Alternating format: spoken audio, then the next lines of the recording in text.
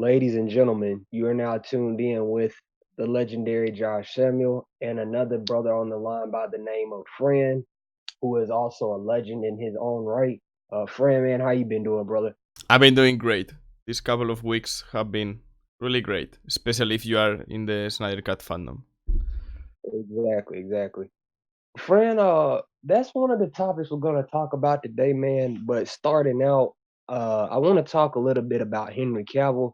Now, his name has been in the trades and in the news pretty much all of last week, not just due to The Witcher, but due to some comments he's made in regards to Superman.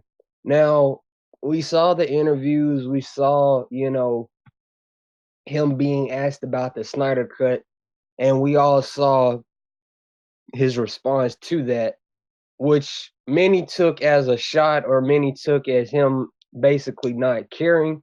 Uh, First things first, we all know that it does exist. Most of us with the same mind have known that the Snyder Cut exists. Henry Cavill, despite what he says, knows that it's a real thing because he worked on the film. And as Zack Snyder himself says, first of all, he shot it. What's your thought on Henry Cavill's comments, man, in regards to the Snyder Cut? Well, I said something on Twitter, but I think I'm gonna change it up a bit. I Mm-hmm. think that I understand his position. Like, he wants to still play Superman, which is totally respectful. And, he's gotta do what he's gotta do to please Warner Brothers, and so they give him his own movie. But I understand the tactics. I understand that you have an agent who tells you, you shouldn't talk about this because this is going to make the studio angry. And we don't want Mm-hmm. to make the studio angry because we want our own movie now. So I can't I can understand that, but there's also the not the loyalty of you owe your career to Zack Snyder, but just have a little detail, a little thing with Yeah, him. You don't have yeah. to go all in like, yeah, on Instagram, hashtag release the Snyder Cut, fuck yeah, this is a new unreleased image of Superman in the Snyder Cut. That would be awesome, but he doesn't want to do that because he wants to have a good relationship with Warner Brothers. I understand that. But if you get asked directly about it, don't say, oh, I haven't seen it, I don't know if it Yeah, exists. I think that yeah. over the years, someone somewhere has put together some footage. Listen, it is not someone. It is the director of 3 movies that you've made, first of all. And second of all, it's not somewhere around these years. No, all of that was made in 2017. Those 240 minutes were closed, like that edit was closed in like what, January? And then they started all the finishing the VFX and everything. So don't lie. I understand that you have to be politically correct in terms of the studio, but just say Uh, something in terms of, yeah, there were some scenes that we shot that were pretty good, or yeah, I miss, for example, the cast, or something like that. You don't have to directly refer to it, but saying, I don't know if it exists. I haven't seen it. yeah, Maybe yeah. someone has put together some footage. Bro, it's not someone. It's the fucking director of the movie. What are you talking about? That that's like the little thing that made me angry. Because I Yeah, understand. I understand. I mean, I'm not part of Hollywood, obviously, but I understand the game of trying to be cool with the studio. But there are mhm, ways of being cool with the studio and also being grateful for the opportunity exactly, of a man who gave you everything that you have now. yeah, So I don't know. exactly. Yeah, it's confusing. I see both sides of the spectrum, man. At the very least, like I discussed with you, I would have at the very least, he could have just said something in regards to Zach because God knows he's been through literally hell these past few years. And I would have at the very least, liked to have seen Henry say something in those regards, because I'm gonna just be honest, with all due respect to that movie Immortals, I didn't know who Henry Cavill was, and I wasn't as big a fan of him until Man of Steel. I was like, who is that? Oh, that's Henry Cavill. That's Superman. You know what I'm saying? But yeah, hopefully, he swings and does the right thing because again, he gave him, like you said, he gave him the opportunity of a lifetime. He's Superman. He's awesome. And to me, he and Zach are a hell of a combination. And we wouldn't have the movies we have without those two working together. So hopefully he comes around. Moving on, friend. It's time to add more salt to the wound, so to speak. Now, Wonder Woman Wonder Woman 84's 1984's trailer will be releasing today. Um, there's been a lot of talks about it, some good, some negative. There's been a lot of rumored screenings causing mass hysteria, mass panic. People saying, "Oh, I'm scared. I don't think it's gonna be as good." I don't think this movie is gonna be good as the first one. Yada yada yada. And then, friend, too, you have this section, I'm just gonna say it, of whole ass fans that just needlessly and repeatedly, for whatever reason, continue to compare DC to Marvel. And we've seen this most recently with Wonder Woman 84. And you and I spoke about this in a video a few months back, how people were comparing it to Thor Ragnarok, and I don't know why. I mean, I guess the coloring is a little bit more vibrant, but then again, you got to think about the time period. It's the fucking 80s. There were a lot of afros, a lot of jerry curls, a lot of disco balls, a lot of bright colors. I mean, it's the 80s. So to compare that to Thor Ragnarok, a movie, I have my opinion on. I'm not going to discuss it here for the sake of time. I just don't think that's necessary, and I think it's very stupid. Like, I legitimately hate hearing shit like this, bro. But I'll let you chime in, friend. Well, I mean, it is also one thing that Thor Ragnarok was released on 2017. Did Thor Ragnarok invent color in cinema? Like, all the movies from the 1920s or 1900s when cinema was invented until 2017 were on black and white? Or what's the deal? Because nowadays, any movie has color and everyone is like, oh, Thor Ragnarok. It's like, no, Thor Ragnarok thankfully didn't invent color in cinema. So I don't know what's the deal with that. Like, I don't know why. Like we just said, I don't feel the need to compare all the time DC and Marvel. Just because a new movie has color in it, as any other movie has, is not a Thor Ragnarok like a copycat or anything like that. It's like it's its own movie. It is, like you said, it is the 80s. In the 80s, everything was like more colorful, or the discos and the parties and the afros and everything like that. So it is only natural for it to be more colorful. And I didn't see the teaser and I was like, oh my god, the saturation or the contrast was insanely high.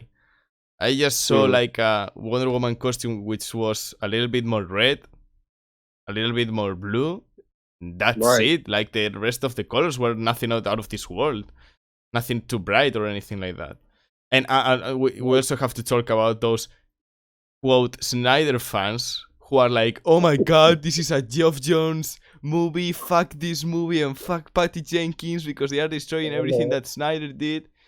Listen, we have to accept that Snyder is not part of the DCU anymore. So let's just let people and directors do whatever the fuck they want. Like, this is what it is all about. It is all about artistic and director integrity. So don't go and fuck and try to insult and bash a new movie from a new director because it's in their own vision. It is not Snyder's style or something like that. Because you are fighting for one thing and then you are acting in another way. So that's not really coherent. But not to cut you off, brother. Yeah, not to mention that Zack Snyder is a producer on both Wonder Woman and Wonder Woman 84, so his influence is going to be felt regardless.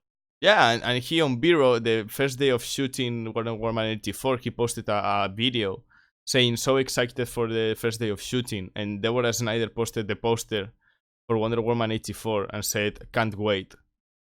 Yeah. Like, the Stone Quarry logo is on the poster, on the teaser. They are producing this film. They are putting money, and I'm sure that Patty Jenkins has talked about with Snyder about certain things, like what they did in the first Wonder Woman. So Mm-hmm. what's the deal in bashing and trying to shit on this director because they have their own vision? It's their own movie. She's the director. Let her do whatever the fuck she wants. Like I don't see this teaser. We need to watch and see the full trailer this night tonight. But I don't see like a Marvel ripoff or in unnecessary jokes or anything like that. I see an epic movie that Exactly. has a little bit more of color. That's it. It's not that big of a deal, really. Yeah. Oh, if only everybody else saw it that way, man. Moving on. Moving on. I'm personally very confident that Wonder Woman 84 will gross $1 billion. Do you think it will gross $1 billion? I think that it's very important in which time it comes out. I think it comes out on June, like the Yeah. first. Oh, all right. Yeah. So if it is like alone for a month or something like that, alone in terms of no Star Wars movie, no really big Marvel movie or anything like that, I think that it Hmm. can reach a billion fairly easy. But Hmm. if you are as stupid as Warner Brothers was with Shazam and put it like 3 weeks before Endgame, then you are not going to get a billion. Because if you get a really big movie and try to make it compete with another really big movie, that's not gonna work. But if they let the movie breathe in terms of no Hmm. competition, I think it's gonna get easy $1 billion because people love the first Wonder Woman. It didn't Hmm. reach a billion, but right now, anyone who watches a little bit of cinema knows Wonder Woman, knows Gal Gadot, knows the movie. I mean, everyone knows about it, and everyone talks about it when it comes out because it's like a media phenomenon, because it's like a female superhero and everything that comes around that. I think it can really easily get to a billion, but Warner Brothers has to be intelligent and know where to put it and when to put it out. Hmm. Okay. And Okay. also a little thing like the original release date was in November this year, and then Yep. they postponed it to June. I would Yeah.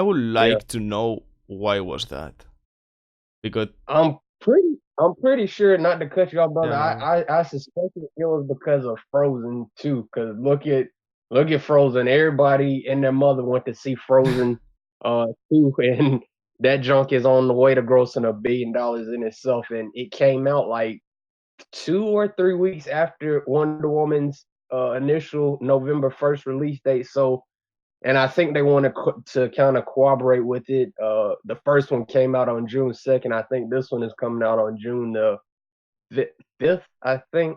So yeah, I guess they kind of just want to, oh yeah, it's 3 years after or 4 years after the first one. So I think that's kind of the reason why, avoiding Frozen and Star Wars and giving it an honest, realistic chance to gross $1 billion as well. yeah, that's true, but I don't know, like 7 or 8 months. Is it really that necessary? Like I understand that they're like, okay, we don't want to compete with Frozen and Star Wars, so we are going to release it on February or March, Mhm. but Mhm. June, like 8 more Yeah. months of post production. I don't know. I hope they don't do anything stupid like they did with Justice League, but I don't know. Let's be positive and think that they are not going to make the same mistake 2 years after. Right, right. I doubt they did, man. I hope not. I really, really, really hope not. It's Warner Brothers we are talking about. They do the same mistake like 10 or 15 years all the time, all the time. It's like the Richard Donner cut, and then we had like the Batman and Robin with uh, George Clooney, and then 15 years later we had Justice League. So the story is like a continuous story with Warner Brothers. I don't know why. Oh Lord, man. Yeah, they'll learn eventually. They'll learn. Hope I think they're learning slowly but surely. They're Yeah, I learning. hope so too.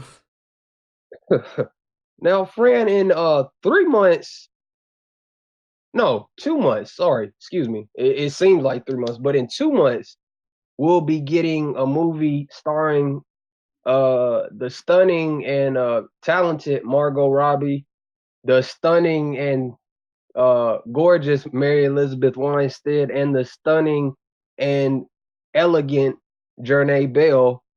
And that movie is Birds of Prey, the fantabulous emancipation of Harley Quinn. I hope I didn't butcher that. Now, we've all talked about Suicide Squad, David Ayer, Jiggity Funkity Bibbity Bop reshoots, uh, uh, and we've talked about, this, that, and the third, but Birds of Prey is certainly upon us. It's going to be an R-rated feature flick after Warner Brothers' success with Joker, which we'll also discuss here shortly. Now, if you remember, Fran, a few months back there were leaks about Birds of Prey. Dick pictures, Black Mask being gay, which again I have nothing against gay people. I know some gay people, even though I'm not, but I know some gay people. Uh, there was a lot of rumors, and it was quite laughable, so to speak. And then we there were reshoots, and then a few days ago, it was revealed that Black Mask will in fact wear the Black Mask. Jared Leto's Joker will have scenes that weren't used in Suicide Squad that will apparently be seen in Birds of Prey, etc., etc. Is this proof, in your opinion, that we need to start listening to scoopers about so-called leaks, and that we need to just wait until the movie releases itself? Well, I think that the thing with scoopers is that they are most of the time wrong, but they are sometimes right. So they hang on to those right informations like dear life. Like they are like, oh no, listen. Yeah, I was wrong about these 15 things, but remember that time 2 years ago when I said that thing was going to happen and it can't happen to the movie? Yeah, like that's my credibility, I know I have sources and everything. So I think that we should have like a little distance in terms of who and how much we listen to someone. Because I don't want to name a certain guy. Well, not a certain guy, a certain couple of people. Like Dave, the film junkie, calls him Mr. Scoopy Pants. Like, the Snyder Cut. I was so embarrassed to talk about Warner Brothers again, and they told me it is not coming out, and you have to let that pipe dream go. I have my sources. It is never going to happen. Blah blah blah. Okay, talk to me in a few months. All right, Umberto, call me and tell me that I'm a fucking idiot. But call me in a few months whenever the negotiations are over. Okay. And then we have our boy Daniel RPK on Twitter, which I don't know. I think he's okay guy. I mean, I don't know, of course, but having a Patreon for exclusive scoops, yikes! That's a yikes from me, boy. Like, maybe he's right, maybe he's wrong, but we should like stop listening. Like the thing with test screenings. Like I saw that. Oh yeah, I have this scoop because I know a guy who went for a test screening for Star Wars: The Rise of Skywalker, and he said that everyone hated it, like it is a terrible movie and this and that, and then J.J. Abrams 2 weeks after says, "Oh, I haven't showed the movie to anyone except for my family and some friends, so I don't know what you guys are talking about." And then the same people who fucked up, they stay silent. They're like, oh, well, yes, yeah, I will check my sources. That's it. There's no accountability for putting out wrong and unverified information. There's like no accountability for it. There's no responsibility. It's like I say, okay, tomorrow the Snyder Cut is going to be released. And then tomorrow comes and it is not announced. Oh, yeah, sorry guys. Maybe in 2 months. And everyone's like, oh, he said in 2 months. Let's wait 2 months. Like Louis Santerno. Oh, yeah. I mean, listen, I have heard that guy talk on Chris Wong's show. I think he's an okay guy, but he should just really check who he gets his information from. Like, Mm-hmm.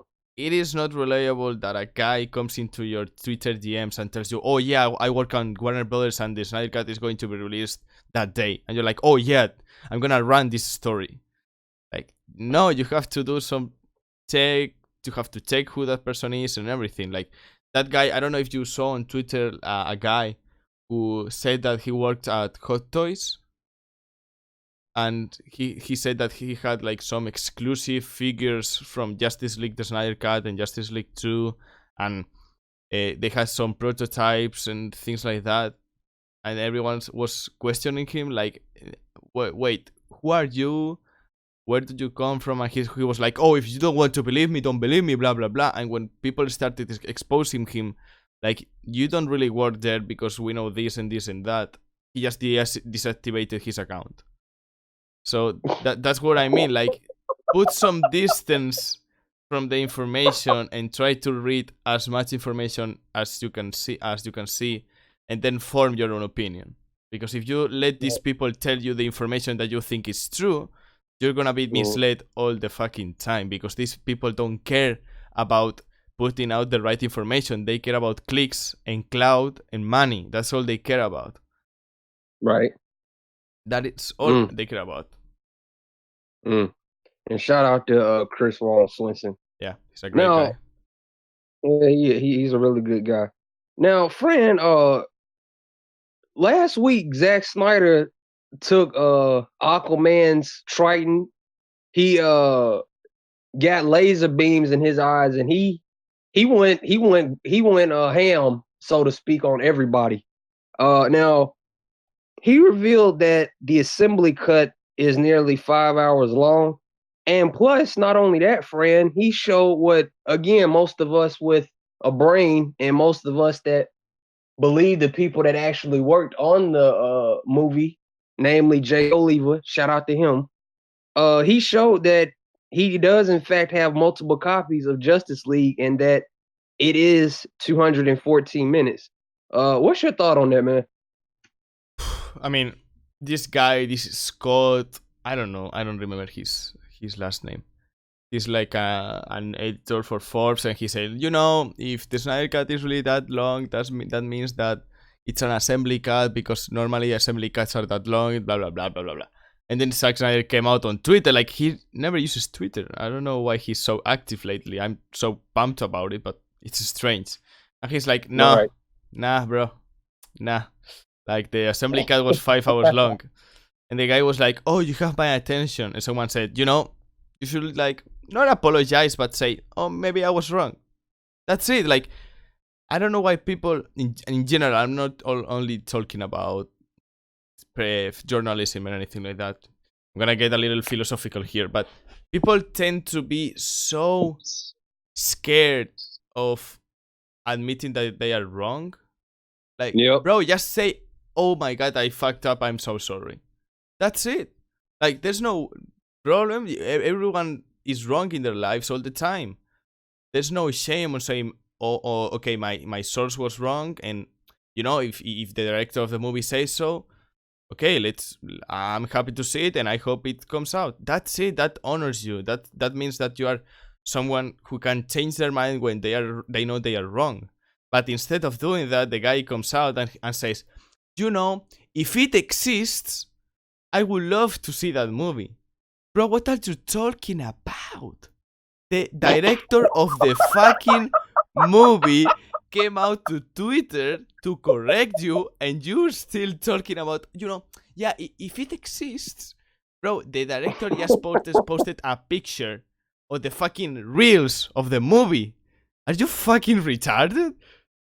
Like, okay, I don't want to start, saying bad words, but the director of the movie in a public place has posted a photo with the reels of the movie, the runtime, everything, saying, does it exist? Is it real? Of course it is.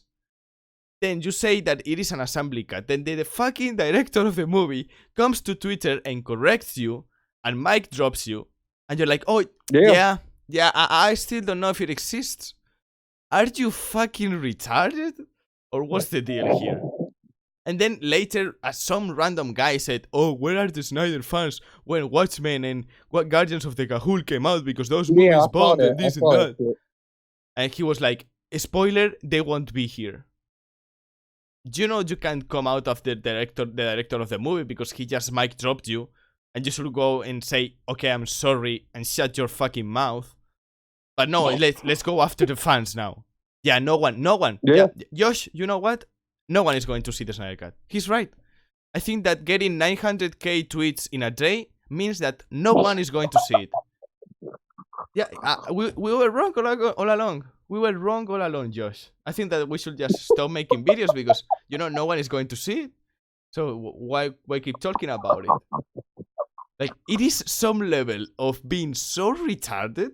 Like, oh yeah, no, his fans are not going to see it. Bro, what are you talking about? We got 900k tweets in a day. In a in a day. day. Shut the Probably fuck up. yeah, probably 1 million if you count all the incorrect spelling of the tweet. Yeah. The hashtag release the Snyder Cut. You know what I'm saying? And the days prior, like Monday, Tuesday, Wednesday, Thursday, and Friday, we got in total like 200 and something K. So all mixed up, we got like 1.3 million in a week. Yeah. But Josh is right. No one is going to see it. They won't. No one is going to see it. Yeah, he's right.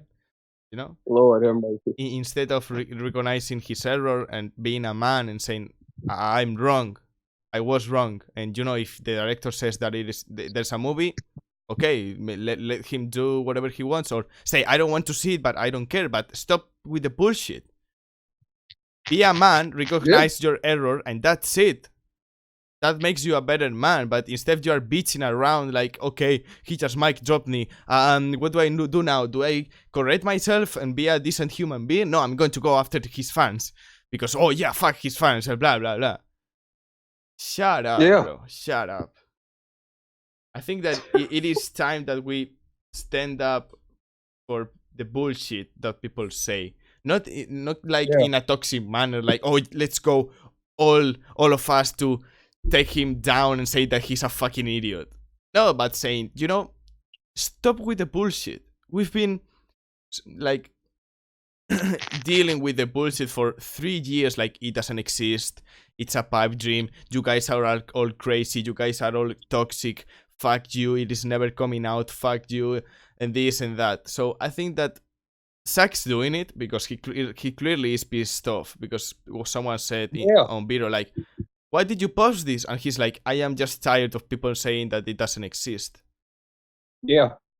And I don't know how he didn't snap earlier because with the horrible things that happen. Nice, bro. What? He's just too nice. Yeah, I think that's like the only thing wrong with him is that he's too nice. I think that he should do the thing that he did the other day on Twitter more often. Yeah. Because some of these guys really deserve to be shut down. Like, they really deserve to have Snyder say, "No, you shut the fuck up, and I'm going to tell you how the movie starts, or how long the movie is, or how completed the movie is. Stop spreading bullshit. You have been spreading bullshit for 3 years, so shut the fuck up now." And I wish that he did that more often, because he's always right. He's the director of the movie. There's no one closer to the film than the director of the movie. That's exactly. Damn. You just gave them all another mic drop. I'm just tired. I don't like to insult people. And I know that I say that he's retarded. But when I was watching what he was tweeting, I surely thought that he was retarded. Like, imagine that, you are going to have breakfast. And you're like, fuck, there's no cereal. And your mom goes, "There's cereal right there in the counter. Go get it." Fuck, man, there's no cereal in this place. Fuck this place, man, there's no cereal. And your mom is like, "Yo, the cereal are right there. Just look at them. They are there, pick them." And you're like, fuck this family. No one here buys any cereal. Fuck this place, man. And fuck you, mom. And fuck you, dad. And your mom is just like, is this kid retarded? Like, You have it in front of your face, and you are not Yeah. willing to accept it because you are so proud of yourself that you don't want to admit that you are wrong. That's it. I know it's a shitty example, but it's the same thing that happened. Yeah, it's the same thing. It's the same thing, bro. I get what you're saying. Definitely. It's sad. It's very sad. It's like, and this next question, friend, I'm just gonna let you completely chime in because you brought up good examples before with this Ant-Man and the Wasp being a chief one. 88% on Rotten Tomatoes. For what reason? I have no idea. I couldn't tell you most of the beginning, middle, or end of that movie, bro. I legitimately can't, and that's not even me hating, because I like Marvel, I like DC a little more, but I still like Marvel. But I can't remember that movie for the life of me, and the fact that it's got an 88% when I can remember BVS from beginning, middle to end, and Man of Steel beginning, middle to end. Uh, I just don't understand. And that question, friend, is why do DC movies get over criticized in your opinion? And you know exactly what I'm talking about because a lot of the things people say, well, I don't like this about this movie in DC, or this thing in this DC movie is bad. They should have just copied Marvel's formula by making solo movies, or the solo movie should have came first. I don't know why they did this, or BVS should have been, all the complaints that we see, the dumb complaints and the stupid complaints that we still see even now. Why do you think DC movies get over criticized in your opinion? Well, I'm gonna go in another rant in here, but I don't really care. I mean, first of all, there's like the general or the public criticism, like, oh, they are so dark, oh, they are so edgy, oh, I don't see any colors, oh, this is all so serious, this is not a superhero movie, this should be all like Marvel, like you said, or, they should have an individual film for each character before the team up movie.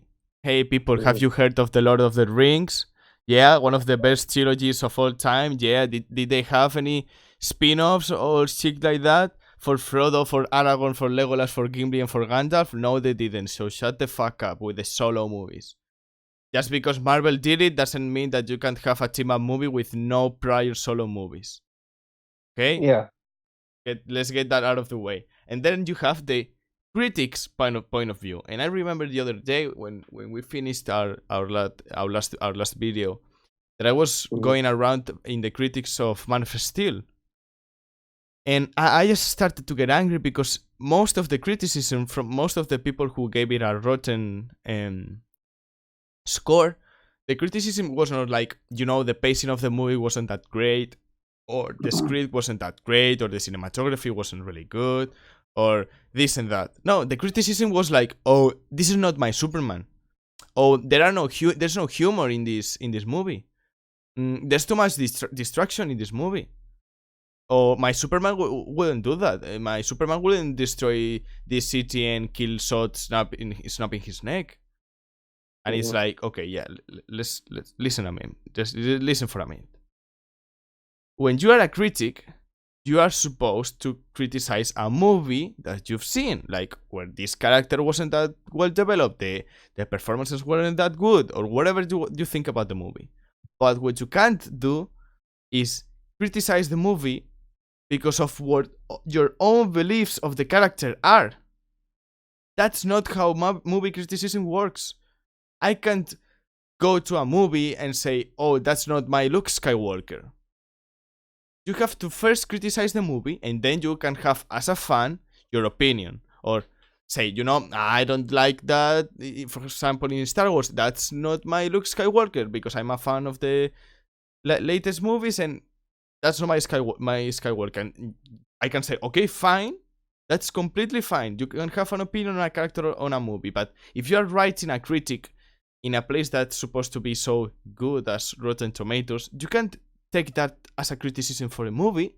You can say the performance was really bad, or the character development was really bad, the cinematography was bad, the score was bad, the script was bad. Okay, but you can't criticize a movie because the character doesn't do what you want them to do, or because you have an idea in your head of what that character is and say, oh, Superman wouldn't do that, fuck this movie. It's like, that's not how movie criticism goes. And like I always say, I like and love some of Marvel movies. I love some of them.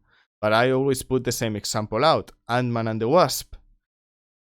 Ant-Man and the Wasp has like an 88 or a 90% fresh on Rotten Tomatoes. And Yeah. most of the critics are, oh, this movie is so fun. Oh, this movie has so many jokes in it. Oh, this movie's humor is so good. Oh, this movie's humor is so funny. No one talks about the script. No one talks about the score. No one talks about the performances. No one talks about the cinematography. No one talks about the pacing. No one talks about shit. They are like, oh, that's a fun movie. I'm gonna give it a 9.5 out of 10. I don't really understand. Like, you can't like Man of Steel. You can hate Man of Steel. And that's fine. It's fine. You can have your own opinion. But if you are a movie critic, you have to have some criteria and be a professional in terms of what you are writing, because you are going to influence a lot of people. So you should really do your job and say, first of all, I have my idea of Superman. I really like the Reeves Superman. I think that he should be more lighthearted, but that's just my own opinion.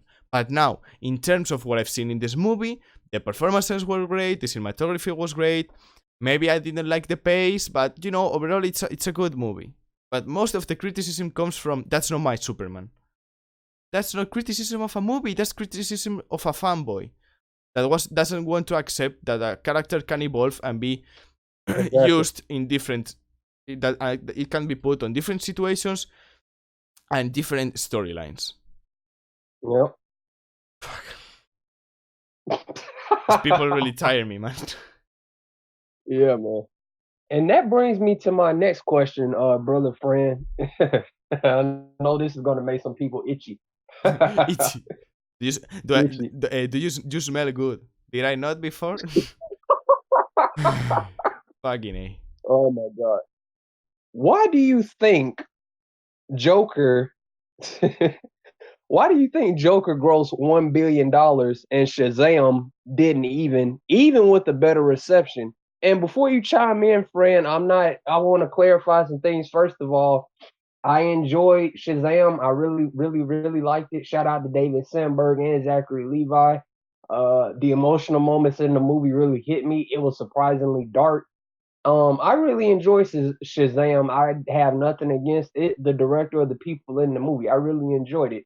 But it really, really, really, really is telling that Joker grossed more money on a smaller budget and with a harder rating, and Shazam didn't, even with the better reception and a lower rating. You'd almost be inclined to think, especially coming off of Aquaman, which was PG-13, but did also gross $1 billion. You'd almost think that it would be the other way around, that Shazam would get either $1 billion or close to $1 billion, and Joker would be still successful but not grossing way over The Dark Knight and up. What's your thought on that, man? Well, I think that I have talked enough in a row, so I will let you answer that question first, and then I'm going to answer it. Mm-hmm.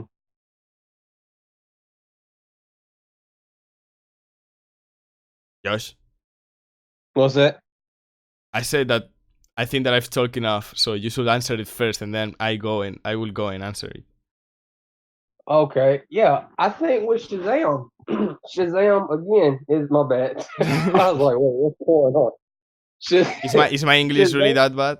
I'm sorry. No, bro. I was like, I thought you wanted to take a breather or something like that. I was like, I wasn't sure. But yeah, Shazam, it has a lot going for it as a movie, as a PG movie. It's a fun, it's a fun family friendly movie. It's got a lot of lighthearted moments. It has, like I said, it has a lot of surprisingly dark moments in the movie as well, if you want to call it that. And it also has some nods to the what Zack Snyder started with Man of Steel and BVS. But on the other hand, you have Joker, and it's made with a much lower budget. it has an R rating, and it has Joaquin Phoenix. Um, I think, like you touched on earlier, one of the big things that kind of clipped Shazam was sandwiching it between two Marvel movies, Captain Marvel and the Goose and Avengers Endgame. That was a big mistake, in my opinion, of whoever decided to put it there. I know it was always scheduled to release in April, but I'm just saying, like, I think it would have done a lot more if it had came out, say, in like maybe January, February, or something. Then with Joker, you have the fact that it came out in October. We had a movie last year on the Marvel side of things, Venom, which is similar to it, but not quite similar. It grossed 800 million. The word of mouth on Joker was good going into the movie. It was really, really good, heaping praise on Joaquin Phoenix. And yeah, I expected it to do good. I'm glad it did good. And I think the singular reason is this shows that, people want R-rated movies. People want to see serious and grounded superhero films. And people want to see movies that aren't just filled with jokes, comedy, and camp, which is fine in superhero movies, but people want serious superhero movies. It's not necessarily bad that Shazam has comedy, but people want variety in the type of comic book movies they see. That's why we have a Logan, and we have a Guardians of the Galaxy Volume 2, or we have a BVS, and then we have, which is a cinematic experience in my opinion. That's why we have a BVS, and then we can turn around and have a Shazam. You know what I'm saying? But Yeah. yeah, that's my thought on it, man. Well, I think that, I mean, there's two things. First of all, no one really knew who Shazam was in terms of general public. So I Mm. understand why people will be like, oh, just another superhero movie. I'm just tired of them.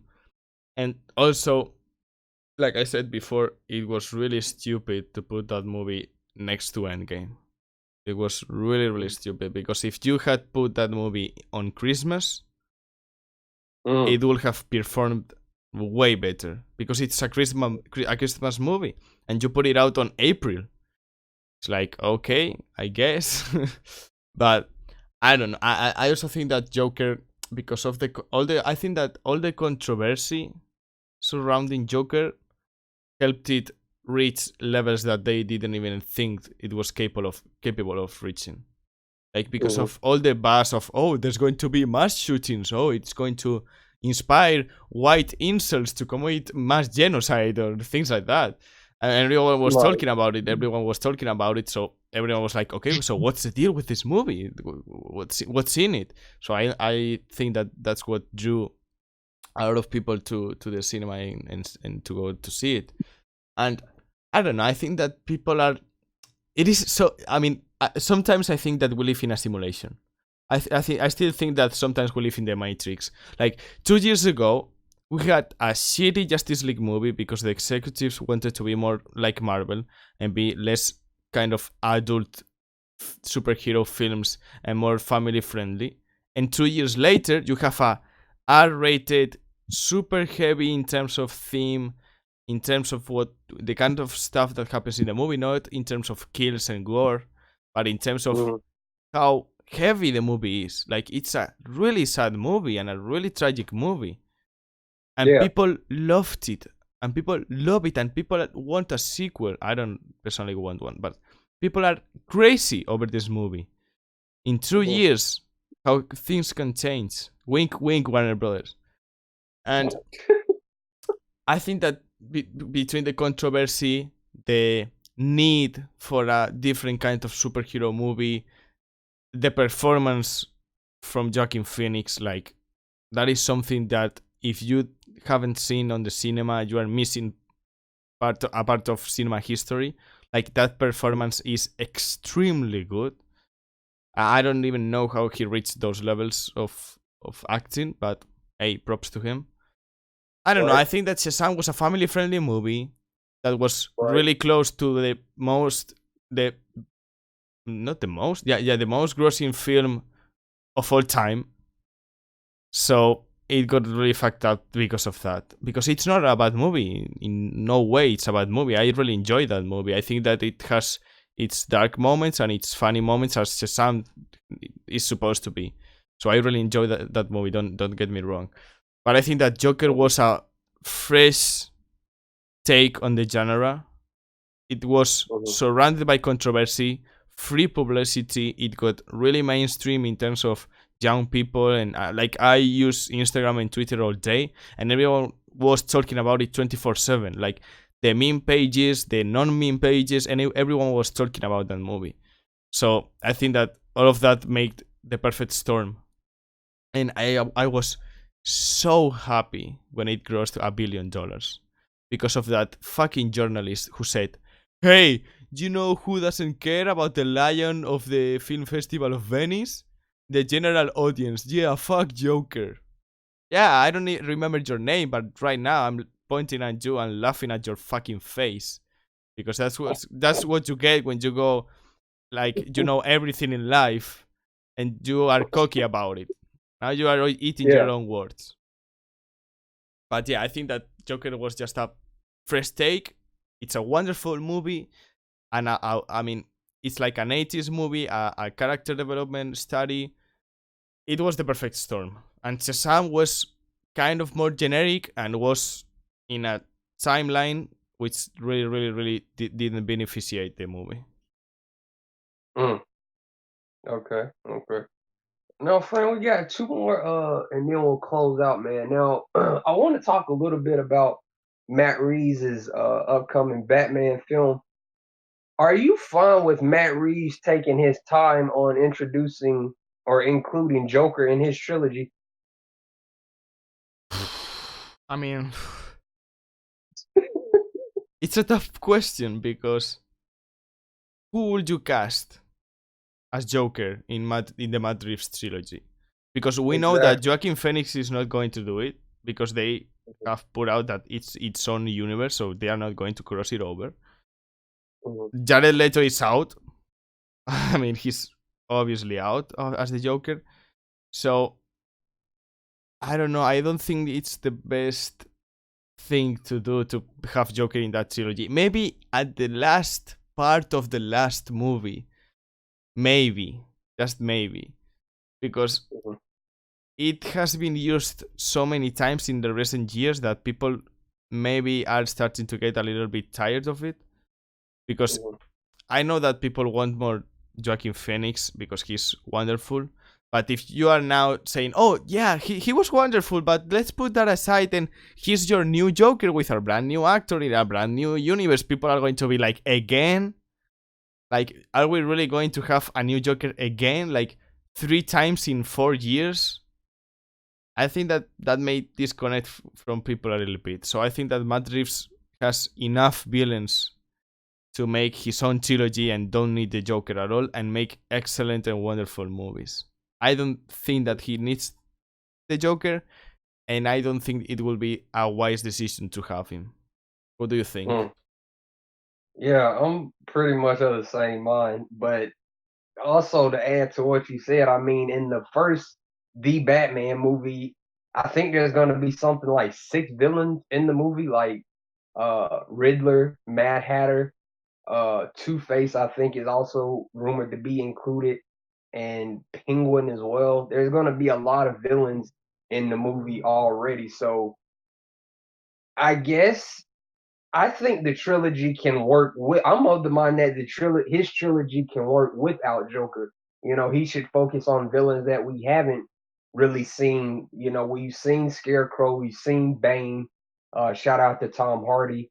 We've seen okay, but blink and miss it cameo of Victor Zsasz. Of course, we had the show Gotham, which did a really good job at showing uh a lot of Batman's rogues gallery, but I kind of want Matt Reeves to focus on the villains we haven't really seen, even if that's like Mister Freeze. No disrespect to Arnie Schwarzenegger, you know, and bring in villains like Hush, you know, Clayface, Solomon Grundy, even those type of villains are the villains I want to see. I would like to see Joker doesn't necessarily have to be a part of this trilogy. This is just my thought for the trilogy to work.